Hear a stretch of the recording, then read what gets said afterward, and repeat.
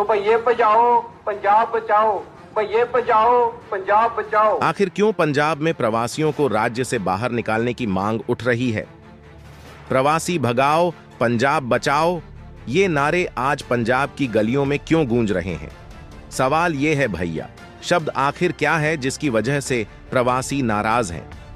पंजाब में ऐसा क्या हुआ कि उनके खिलाफ खुलेआम नियम और फरमान जारी किए जा रहे हैं?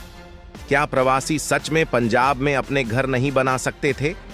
कौन कौन से कानून हैं जिनका पालन प्रवासियों को हर हाल में करना पड़ता है? और आखिर होशियारपुर में ऐसा क्या हुआ कि प्रवासियों के खिलाफ इतनी जबरदस्त नारेबाजी शुरू हो गई?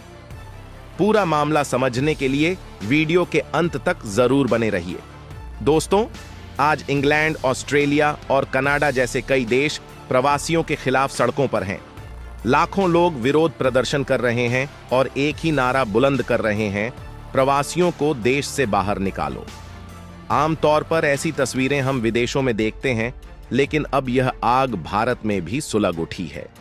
जी हां, पंजाब, जिसे गुरुओं और पीरों की पावन धरती कहा जाता है, जहां मेहमान को भगवान का दर्जा दिया जाता है, जहां गुरुद्वारों में बिना धर्म और जात पात के फर्क के सबको लंगर खिलाया जाता है, आज उसी पंजाब की गलियों से ऐसे नारे सुनाई दे रहे हैं, प्रवासी भगाओ पंजाब बचाओ।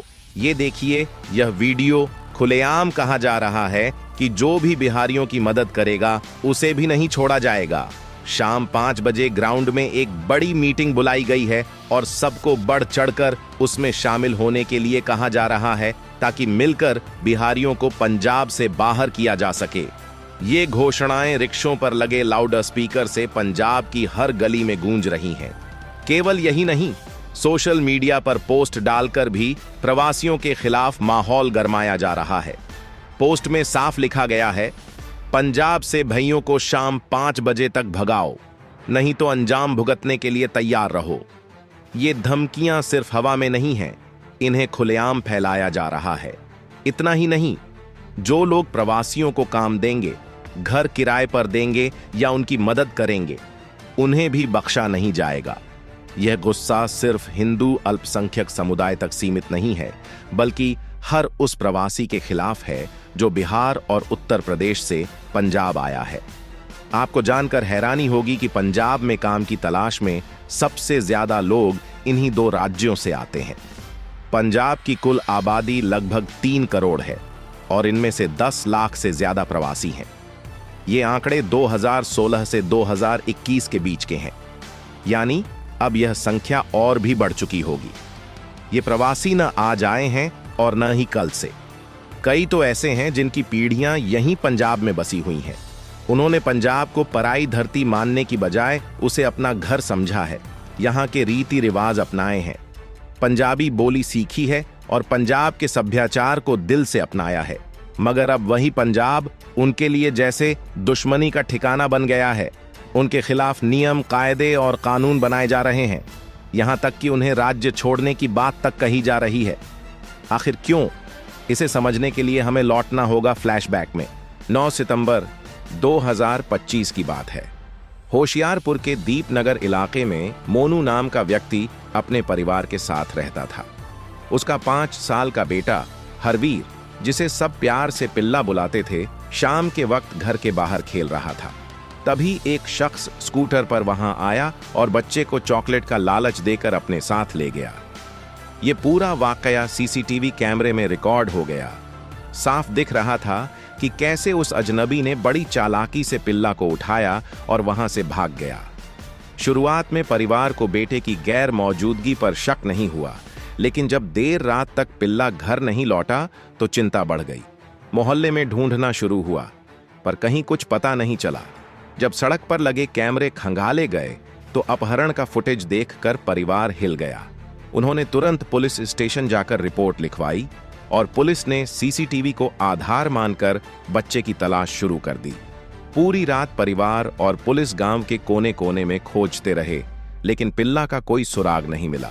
अगली सुबह करीब 10 बजे बिल्ला का शव राकेश श्मशान घाट के पास पड़ा मिला। उसकी हालत बेहद दर्दनाक थी। बेटे का यह बेजान लहूलुहान शरीर देखकर पूरा पंजाब सन्न रह गया।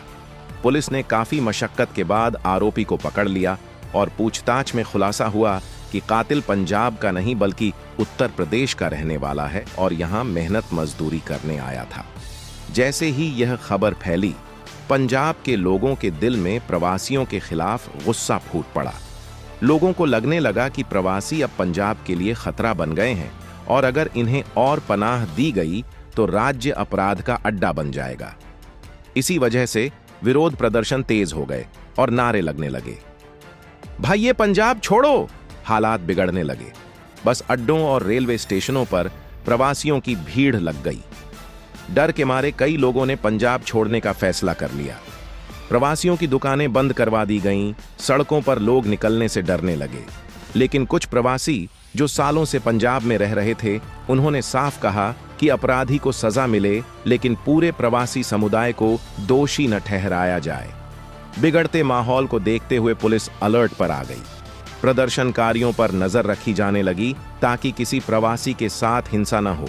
वैसे भी भारत का संविधान और सरकार किसी भी राज्य को यह हक नहीं देता कि वो प्रवासियों को जबरदस्ती बाहर निकाले। हालांकि जिन प्रवासियों ने पंजाब छोड़ने से इनकार किया, उनके लिए गांव वालों ने कुछ नियम बना दिए, जैसे सिगरेट, बीड़ी, गुटखा और पान खाने पर रोक। मकान मालिकों को कहा गया कि प्रवासियों के लिए अलग डस्टबिन रखें, सार्वजनिक कूड़ेदान का इस्तेमाल न करने दें, एक कमरे में 2 से ज्यादा लोग न रहें और अधनंगे कपड़ों में बाहर घूमने पर भी पाबंदी लगा दी गई। इसके अलावा अगर गांव में कोई अपराध होता है तो जिम्मेदारी न सिर्फ प्रवासी की बल्कि उस मकान मालिक की भी होगी जिसने उन्हें पनाह दी है। कई जगह यह तक कहा गया कि प्रवासियों को मकान ही किराए पर न दिए जाएं। अगर कोई मकान देता है तो पहले पुलिस वेरिफिकेशन और डॉक्यूमेंट्स की जांच अनिवार्य होगी। साथ ही प्रवासियों को न तो राशन कार्ड मिलेगा, न वोटर कार्ड और न ही आधार कार्ड। उन्हें पंजाब में जमीन खरीदने का हक भी नहीं होगा। रात 9 बजे के बाद घर से बाहर निकलने की अनुमति भी नहीं है। यानी रहने, पहनने, ओढ़ने से लेकर खान पान तक के लिए अलग नियम लागू कर दिए गए। कई गांवों के सरपंचों ने साफ कहा कि प्रवासी मजदूर यहां आएं, काम करें और फिर वापस अपने राज्य लौट जाएं। उन्हें यहां स्थायी रूप से बसने की इजाजत नहीं दी जाएगी। साथ ही पंजाब सरकार से मांग की जा रही है कि ऐसा कानून बने जिससे बाहरी लोग जमीन न खरीद सकें और बाहर से आने वाले लोगों की पूरी तरह जांच पड़ताल हो। गांव के पार्षद गोविंद सिंह चीमा का कहना है कि यह किसी के खिलाफ नहीं है बल्कि सिर्फ अनुशासन बनाए रखने के लिए है। रात 9 बजे के बाद बाहर निकलने पर रोक सिर्फ प्रवासियों पर नहीं बल्कि गांव के उन स्थानीय लोगों पर भी है जो शराब पीकर हंगामा करते हैं। वहीं गांव की महिलाएं भी कह रही हैं कि प्रवासी लोग अधनंगे कपड़ों में घूमते हैं जिससे असहजता होती है। यही वजह है कि शांत पंजाब आज विरोध प्रदर्शन के नारों से गूंज रहा है। आपका क्या मानना है? क्या इस तरह प्रवासियों को पंजाब से निकालना सही है? क्या उनके लिए इतने सख्त नियम बनाना उचित है? अपनी राय कमेंट में जरूर बताइए। वीडियो को लाइक और शेयर करें और चैनल को सब्सक्राइब करके जुड़े रहें।